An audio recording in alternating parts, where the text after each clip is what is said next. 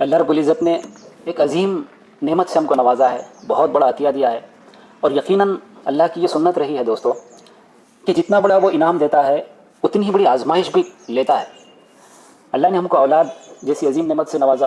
ہم سرپرست حضرات ہیں، اساتذہ تو بہت بعد میں، ہم سب سے پہلے ہم ایک والد ہیں، والدہ ہیں۔ یقیناً اس عظیم نعمت کے بارے میں بھی اللہ رب العزت مجھ سے اور آپ سے سوال کرنے والا ہے۔ ایک حدیث ہم کو ملتی ہے، اللہ کے رسول صلی اللہ علیہ وسلم کا فرمان ہے کہ بہترین تحفہ اگر کوئی اپنی اولاد کو دے سکتا ہے تو وہ اس کی صحیح تعلیم و تربیت ہے۔ اس حدیث کا مصداق بننے کے لیے ہم کو اپنی اولاد کو وقت دینا پڑے گا۔ دوستو، سب سے بڑا انویسٹمنٹ دنیا میں، سب سے بڑا انویسٹمنٹ اپنی اولاد کے ساتھ وقت بتانا ہے۔ سب سے بڑا انویسٹمنٹ اولاد جو ہے گویا ہماری زندگی کا تسلسل ہے۔ حضرت آدم علیہ السلام سے لے کے ڈی این اے ابھی تک چلا رہا ہے، وہی بار بار ڈپلیکیٹ ہوتا ہے، وہی ڈی این اے۔ اسی لیے تو قرآن میں دعا ملتی ہے ہم کو، حضرت زکریا علیہ السلام گڑ گڑا رہے اللہ کے سامنے چپکے سے کہ میری ہڈیاں بوسیدہ ہو گئی ہیں، میری بیوی بانجھ ہے، اے اللہ تیرے فضل سے اولاد عطا فرما، میرا وارث عطا فرما۔ انبیاء علیہ السلام جیسے جلیل القدر بزرگوں نے اولاد کے لیے دعا مانگی ہے۔ اس لیے ہم سیریس ہو جائیں اس معاملے میں۔ میری ایک گزارش یہ ہے، ہمارے جلسوں کا عام طور پہ نشستن گفتن برخاستن والا معاملہ ہوتا ہے۔ ہم آئے ہیں، اتنا وقت صرف کیا ہے اللہ کی رضا کی خاطر، ہم اپنا احتساب کرنے بیٹھے ہیں دوستو۔ حاسبوا قبل ان تحاسبوا، کہ اپنا احتساب کر لو قبل اس کے کہ تمہارا احتساب لیا جائے۔ یقیناً حشر کے میدان میں میرا اور آپ کا احتساب ہونے والا ہے، اس کے پہلے ہم اپنا احتساب کریں۔ تو اولاد کو وقت دینا ہے۔ بہت مختصر وقت میں انشاءاللہ نکات کو کور کرتا چلوں گا۔ ہمارے بچوں کو ہم کو ہمیشہ امید اور حوصلے کی بات کرنا ہے، کبھی بھی ان کو منفی بات، غلط بات، حوصلہ توڑنے والی بات، ایسی بات جس کے بعد وہ نا امید ہو جائے، یہ حرام کے درجے میں دوستوں۔ اور ہماری گفتگو کا معمول بن گیا تو کچھ نہیں کر سکتا، دیکھ لیا میں نے تو زندگی میں کچھ نہیں کر سکتا، یہ ایسے ہمارے الفاظ ہیں۔ تو بچہ جو اندر سے سائیکولوجیکلی ٹوٹ جاتا ہے۔ بڑے بڑے میراکلس ہوئے ہیں دوستو، معجزے زمین کے اوپر رونما ہوئے ہیں۔ پیروں سے اپاہج نے ورلڈ ریکارڈ بنایا ہے۔ مثبت الفاظ کے اندر ایسی روح ہوتی ہے، تو ہم اپنے بچوں کے ساتھ مثبت الفاظ سے گفتگو کریں۔ اب یہ ہے کہ کچھ ہنگامی ایکٹیویٹیز ہو گئی، کچھ پروگرام ہو گیا، نویدن دے دیے، جلسہ ہو گیا، دھرنا ہو گیا، جلوس ہو گیا، اور کام ختم ملت کا۔ ہمارا مزاج جو ہے ایسا بن گیا کہ بس کوئی ہنگامی ایکٹیویٹی آئی، ابھی مسئلہ چلا مسکان کا، ابھی آپ دیکھیں گے پورا ہندوستان کیا، پوری دنیا کا جو ہے امت مسلمہ ہل جائے گی۔ لاک ڈاؤن کے بیچ میں آیا، ہمارے برادران وطن غیر مسلم بھائیوں نے قبول کیا کہ لاک ڈاؤن کے اندر مسلمانوں نے خدمت خلق کے عظیم ترین ریکارڈ قائم کیا۔ سب سے زیادہ اگر خدمت خلق کا کام ہوا ہے تو الحمدللہ ہماری قوم نے کیا ہے۔ لیکن مسئلہ کیا ہوا؟ لاک ڈاؤن ختم، ہمارا کام بھی ختم۔ اس کے اندر کوئی ایسا ہے کہ دیکھیں گے اب 10 سال کی ایک ایسی لانگ ٹرم پلاننگ کریں گے کہ ہماری امت کے اوپر اگر لاک ڈاؤن کے جیسے ایسے 10 لاک ڈاؤن بھی آ جائیں دوسری قوموں کے جیسے۔ آج ماروڑیوں کو فکر ہے کیا کسی چیز کی؟ بھائی 1 سال نہیں 10 سال بھی اگر لاک ڈاؤن لگتا ہے تو ان کو فکر نہیں ہے۔ اگر ہم یہاں پہ بیٹھ کے ایسی لانگ ٹرم پلاننگ کرنا چاہتے ہیں کہ ہماری قوم کو اپلفٹ کرنا ہے، ان کی بنیادوں کو مضبوط کرنا ہے، تو کتنے لوگ ہمارے ساتھ آئیں گے؟ یہ جو ہم اس وقت صرف کر رہے ہیں عزیز دوستو، یہ وہ کام ہے، ملت کی بنیادوں کی آبیاری کر رہے ہیں۔ ہنگامی کاموں سے دنیا کی کبھی کسی قوم سے ترقی نہیں دوستو۔ ہنگامی کام جو ہے آتے ہیں ابال کے جیسے اور پانی کے بلبلے کے جیسے پھٹ جاتے ہیں۔ اب ہماری سوچ کو ہم کو بدلنا ہے، ہم کو لانگ ٹرم پلاننگ کرنا ہے۔ مفکروں نے کہا تھا کہ اخروٹ کا جو پتہ نہیں صحیح کیا، اخروٹ کا جو پیڑ لگاتا ہے وہ نہیں کھاتا، اس کا پوتا کھاتا ہے۔ پھر کیوں لگاتے ہیں لوگ؟ اگلی نسلوں کے لیے۔ تو لانگ ٹرم پلاننگ کے ساتھ ہم کو کام کرنا ہے۔ اس کی تفصیلات میں ہم نہیں جائیں گے ابھی، دیگر تفصیلات میں، چونکہ ایک ایک پوائنٹ ایسا ہے کہ جس کے اوپر گھنٹوں بولا جا سکتا ہے، لیکن ابھی ہمارے پاس چونکہ وقت بہت کم ہے۔ یہ پٹاخہ پھوٹ جاتا ہے، دیکھیں دیوالی کے پٹاخے پھوٹتے ہیں، سماج میں شور ہو جاتا ہے اور بارود اور پالوشن، اس سے زیادہ کیا ہوتا ہے؟ لیکن آپ دیکھیے کہ ایک بیج اپنے آپ کو پھاڑ دیتا ہے زمین کے سینے کے اندر جا کے، اور اس کے اندر سے کومپل نکلتی ہے، اور کومپل جو ہے ایک پودا بنتی ہے، اور پودا جو ہے درخت بنتا ہے جس سے ہزاروں پھل لگتے ہیں، جس سے کئی لوگ سیراب ہوتے ہیں۔ یہ عمل بہت خاموش عمل ہے دوستو، قوموں کی بنیاد کو بنانے کا عمل بہت خاموش ہے۔ ابھی IAS کی تیاری جو لاکھوں نوجوان کر رہے ہیں، وہ بند کمرے کے اندر بیٹھ کے خاموشی سے تیاری کر رہے ہیں، وہ شور شرابہ نہیں۔ لیکن جب یہ پوری کھیپ کی کھیپ باہر نکلتی ہے تو اس وقت ایک خاص قوم کا، ایک خاص طبقے کا جو اقلیت ہے صرف 5% ہے، ان کا دبدبہ ہوتا ہے. وہ قوم شور شرابے پہ یقین نہیں رکھتی. 4000 سال سے دبدبہ ہے اس کا. ابھی آگے اور 4000 سال کی پلاننگ تیار ہے ان کی. کتنے بھی قانون آ جاؤ، کوئی بھی پولیٹیکل پارٹی آ جاؤ، سب ان کی جیب میں. تو یہ جو ہے ایک لانگ ٹرم پلاننگ کے بغیر ناممکن ہے دوستو. اب اساتذہ سے کچھ گفتگو میری برادری سے. عام طور پہ ہوتا یہ ہے کہ جو سب سے زیادہ کامچور، جس کو عام زبان میں ایدھی کہا جاتا ہے، تو اس کی ہرس کرتے ہیں ہم لوگ، میں خود، کہ وہ تو لیٹ آیا، وہ تو روز آدھا گھنٹہ لیٹ آتا، اس کے تو سی ایل ختم ہو گئے، اس کے ای ایل بھی ختم ہو گئے، اس کے تو 20 ختم ہو گئے، اس کے ایم ایل سب ختم ہو گئے. وہ آتا کر کر کر کر سائن کر کے چلے جاتا. میں کیوں نہیں ویسا کروں؟ یہ ہمارے احتساب کا موقع ہے دوستو. ہم کس کی مسئلہ یہ ہے کہ وہ قوم کیسے اونچی جا سکتی ہے، مجھے بتائیے آپ، کہ جو کامچور کو اپنا آدرش بناتی ہے، کام چوروں کو اپنا آدرش بناتی ہے اور ان کی ہرس کرنا چاہتی ہے کہ میں بھی ویسے ہی کروں.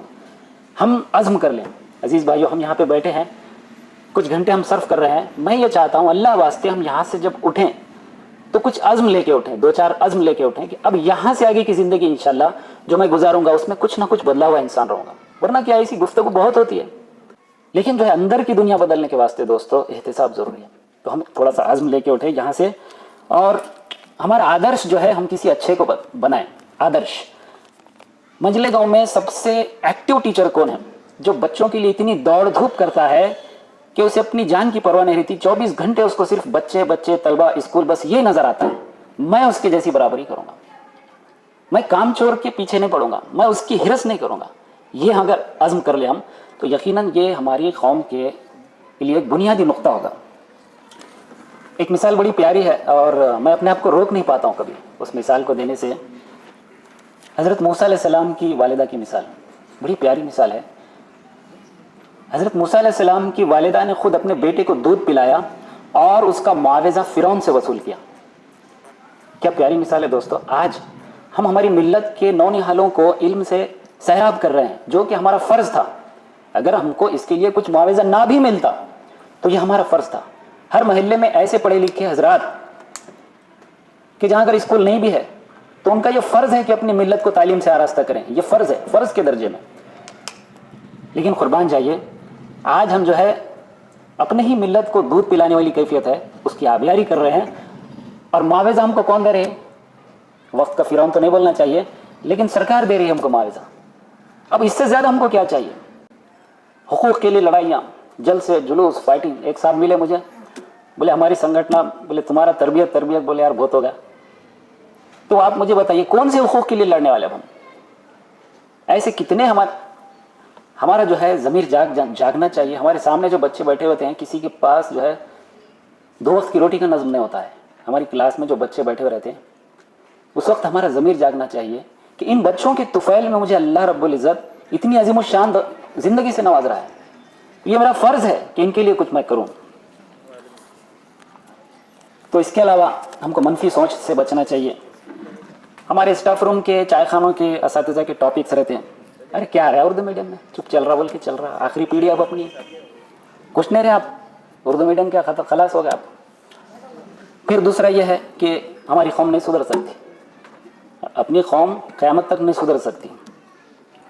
پھر تیسرا شوشہ کہ سرکار ہمارے ساتھ تعصب کرتی ہے. مجھے بتائیے اگر تعصب کرتی تھی تو ہندوستان کا سب سے بڑی جو پوسٹ ہے، آئینی پوسٹ، ایک غریب اخبار بیچنے والے بچے کو ملی تھی. وہ غریبی کی حالت میں اخبار بیچ رہا ہے، ہندوستان کا صدر بنا دیا گیا اس کو، میزائل مین بن گئے وہ. اس کا مطلب ٹیلنٹ کی قدر ہے. ابھی لندن کے میئر صادق خان ہیں، معلوم ہوگا آپ کو، وہ بھی مائگریٹ ہوئے ہیں، مائگرنٹ میں سے وہ لندن کے میئر بن گئے. دنیا کے اندر کہیں پہ بھی ٹیلنٹ کا توڑ نہیں ہے دوستوں. تو یہ جتنے بھی منفی خیالات ہیں یہ ہمارے کئی پیڑھیوں سے ٹھوس کے بٹھائے ہوئے ہیں. اب وقت آ گیا ہے دوستو ان تمام منفی سوچ کو 3 طلاق دینے کا. اس وقت آ گیا ہے. قطعی بھی ہم جو ہے اللہ واسطے منفی سوچ کو ہماری ملت کے اندر بالکل بھی جگہ نہ دیں. پھر دنیا کا ایک بہت بڑا مینجمنٹ گرو ہے اسٹیفن آر کوے. اس نے کئی بکس لکھی ہیں جو دنیا میں بیسٹ سیلر بکس کی حیثیت رکھتی ہے. بعد میں اس نے ایک بک لکھی 7 habits of highly effective people. بہت بہترین بک ہے، دنیا کی تقریباً ہر زبان میں ٹرانسلیشن ہوا اس کا. تو اس نے دو سرکل بتایا کہ سرکل آف انفلوئنس اور circle of concern. Circle of concern, circle of influence. انسان کا سرکل آف انفلوئنس جو ہے وہ دائرہ ہے جس کے اندر وہ کچھ کر سکتا ہے، کچھ اثر ڈال سکتا ہے. اور سرکل آف کنسرن وہ ہے کہ جس میں وہ صرف فکر کر سکتا ہے. صرف مثلا اس وقت گلوبل وارمنگ ہو رہی ہے، میرے ہاتھ میں کچھ بھی نہیں ہے. اس وقت دنیا میں اسلاموفوبیا پھیل رہا ہے، میرے ہاتھ میں کچھ نہیں ہے. جیسے جیسے حکومتی لیول پہ بڑے بڑے حالات آ رہے ہیں، سماجی حالات آ رہے ہیں، اس میں میرے اکیلے کا کوئی رول نہیں ہے. میں اگر اکیلا چاہوں تو کچھ نہیں کر سکتا. یہ ہے circle of concern. Circle of concern کے اوپر ہم کو بالکل بھی سوچنا نہیں ہے، دھیان نہیں دینا ہے. عام طور پہ باتیں کیا چلتی ہیں ہمارے پاس، ہم تو اساتذہ ہیں، جو عام طبقہ ہے ناخواندہ، ان سے بھی باتیں سننے کو ملی. اسرائیل ایسا کر رہا، امریکہ ویسا کر رہا، فلاں ایسا کر رہا، وہ مخصوص ذات ایسا کر رہی. تو یہ جو ہمارا ہے سرکل آف کنسرن ہے دوستو، یہ اس میں ہم زندہ، یہ قوم ہے جو ہے زندہ قوموں کی علامت نہیں ہے، یہ مردہ قوموں کی علامت ہے کہ جہاں پہ وہ کچھ نہیں کر سکتے، وہ صرف 5 روپے کی کٹ کے اوپر 2 گھنٹے بحث کرتے کہ اسرائیل ایسا کر رہا اور امریکہ ایسا کر رہا. اردو میں ابھی بی او صاحب یہاں سے تشریف لے کے چلے گئے، انہوں نے کہا کہ اردو میڈیم اسکولوں کی حالت اب ہم سب دیکھ رہے ہیں تھوڑی کمتر ہے. تو یہ RSS نے کیا ہے، پھر یہاں پہ کون ذمہ دار ہے؟ کیا یہاں پہ امریکہ ذمہ دار ہے؟ کیا یہاں پہ اسرائیل ذمہ دار ہے؟ تو ہم کب سمجھیں گے کہ ہمارے ہر عمل کے لیے ہم ذمہ دار ہیں؟ تو منفی سوچ کو بالکل بھی جگہ نہ دیں. ہمارا پورا کا پورا فوکس جو ہونا چاہیے، پورا فوکس وہ سرکل آف انفلوئنس پہ. میں کیا کر سکتا ہوں، میری ذات سے میں کیا کر سکتا ہوں، میرے بچوں کے لیے میں کیا کر سکتا ہوں، میرے طلبہ کے لیے میں کیا کر سکتا ہوں، میرے محلے کے لیے، میرے پڑوس کے لیے، میرے رشتہ داروں کے لیے، میں اپنے اہل و عیال کے لیے کیا کر سکتا ہوں. کلکم راعی، اللہ کے رسول صلی اللہ علیہ وسلم فرمایا کہ تم میں سے ہر شخص نگہبان ہے، اور اس سے اس کی رعایا کے بارے میں ضرور قیامت میں سوال پوچھا جائے گا. میں اگر جتنے سرکل میں انفلوئنس رکھتا ہوں، سوال پوچھا جائے گا. نائک صاحب سے سوال پوچھا جائے گا، وہ اتنی بڑی جو ہے ایجوکیشنل امپائر ان کی، ان سے سوال پوچھا جائے گا کہ آپ جو ہے اتنے بڑے عہدے پر تھے تو آپ کے ادارے میں بچوں کی تعلیمی صورتحال کیا تھی. ہر ایک سے اپنے اپنے سرکل کے بارے میں پوچھا. مجھ سے کیا پوچھا جائے گا؟ صرف میرے طلبہ کے بارے میں، میری اولاد کے بارے میں. جو جتنی بڑی پوسٹ پہ بیٹھا ہوا ہوگا دوستو، اتنی بڑی ذمہ داری کے دلدل میں دھسا ہوا ہے. معاف کرنا میں تھوڑا سا گستاخی کر رہا ہوں، جسارت کر رہا ہوں، لیکن جو ہے یہ ہم کو احتساب لینا ہے دوستو، اپنے آپ کا احتساب. اور زمانے سے ہم باخبر رہیں. وہ زمانے لد گئے صاحب کہ ایک بار پڑھنے کے بعد انسان بولتا تھا کہ ہم جو ہے ڈی ایڈ ہو گئے، بی ایڈ ہو گئے. کب کے ہے؟ 20 سال پہلے کے بی ایڈ ہے. قیامت خیز تبدیلیاں ہو گئے اس کے بعد. 20 سال نہیں، 2 مہینے کے اندر دنیا بدل رہی ہے صاحب. ابھی اکنامک ٹائمز میں سروے آیا تھا کہ 10 ایسے کریئرس ہیں جو ٹاپ پہ ہیں اس وقت، اور 10 سال کے بعد اس میں سے آدھی بھی باقی نہ رہنے والے. ہم کو وہی معلوم انجینئرنگ رہتی ہے، میکینیکل رہتا، فلاں رہتا، یہ رہتا، سول انجینئرنگ رہتی، robotics, artificial intelligence, data science, یہ سب پوری دنیا کو بدل دینے والے. اب ایسی تبدیلیاں آ رہی ہیں. تو ہم جو ہے اگر باخبر رہیں گے تو اپنے بچوں کو، طلباء کو، اپنی اولاد کو یہ سب چیزوں سے اویئر کرائیں گے نا. ہم کو ابھی دیکھنے میں آتا، سادی نیٹ کے بارے میں کچھ بچے پوچھنے، پیرنٹس آ جاتے ہیں ہمارے پاس. اچھا سادہ سوال پوچھتے، وہ 10ویں کے بعد کیا کرنا، وہ ہمارے پاس جواب نہیں رہتا. ایک پکچر تو ہمارے پاس کلیئر ہو کم سے کم کہ اس وقت جاب مارکیٹ میں کیا چل رہا ہے. اس وقت ہمارا کنسرن ہو، یہ وقت جو ملا ہے اساتذہ کو، اس کا صحیح استعمال یہ ہے. ملت کی رہنمائی ہم کو. اچھا مجھے بتائیے، آپ مزدور طبقہ ہے ہمارے پورے کے پورے سرپرست حضرات زیادہ تر، وہ اگر رہنمائی لینا ہے کہ تو کہاں جائیں گے؟ وہ 10ویں کے بعد یا 12ویں کے بعد بچے کو کیا کرانا ہے، کس کو جا کے پوچھیں گے؟ تو ہم کب، حالانکہ ہم کو تو دینے والی قوم بنایا گیا. ہونا تو یہ چاہیے تھا کہ ہم جیسے سورہ علق کی ابتدائی آیات سے مفتی صاحب نے اس جلسے کا آغاز کیا، تو ہمارا مذہبی اقرا سے شروع ہوا ہے. تو ہونا تو یہ چاہیے تھا کہ ہم دینے والی قوم بنتے، لیکن مسئلہ یہ کہ ہم تو لینے والی قوم بن گئے. تو کریئر گائیڈنس، بھائیوں ہمیں سے کچھ لوگ ایسے اٹھ جائیں جو ایکسپرٹ بن جائیں اس کے اندر، کریئر گائیڈنس کے. پھر مطالعے کا مسئلہ، ابھی 100 دن مطالعے کی گورنمنٹ کی مہم آئی تھی. پورے ہندوستانی حکومت یہ چاہتی ہے کہ طلبہ کے اندر مطالعے کا رجحان فروغ پائے. اگر طلبہ یہ دیکھیں کوئی بھی الفاظ سے نہیں سیکھتا ہے. یہاں پہ میں بڑے بول کے چلا جاؤں گا. بچہ بھی تربیت کا پہلو کیا ہے کہ ہمارے الفاظ سے نہیں سیکھتا ہے کوئی چیز، ہمارے عمل سے سیکھتا ہے. آپ بچے کو لاکھ کتنے بھی سمجھائیں، سچ بولنے کے بارے میں، اچھے اخلاق کے بارے میں، فلاں کے بارے میں، کوئی چیز کے بارے میں بتائیں، میں یا آپ یا اساتذہ یا ماں باپ کچھ بھی سمجھائیں ان کو، تو الفاظ اثر نہیں کرتے دوستو، اس کا عمل اثر کرتا ہے. جب بچہ یہ دیکھے گا کہ ہمارے سر نے اسکول کے علاوہ 10 سال میں آج تک کوئی کتاب ان کے ہاتھ میں نہیں دکھی, مطالعہ ہمارے استاد کا نہیں ہے, تو بچے کیا سیکھیں گے؟